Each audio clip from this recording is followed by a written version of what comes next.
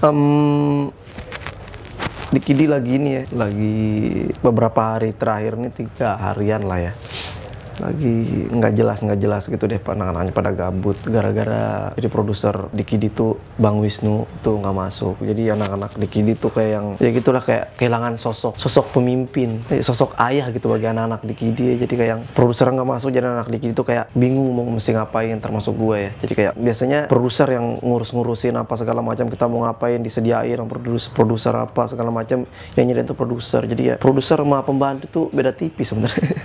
Dia produser nggak masuk tuh karena lagi ada urusan mendadak sih katanya, jadi kayak urusan keluarga gitu, nggak bisa ditinggalin ya. Jadi ya buat produser Dikidi ya Bang Wisnu, semoga urusan keluarga cepet kelar ya, jadi dan semua baik-baik aja ya, dan Bang Wisnu bisa kembali lagi ke Dikidi, jadi ngumpul bareng anak-anak Dikidi seperti itu. Jadi yang assalamualaikum warahmatullahi wabarakatuh.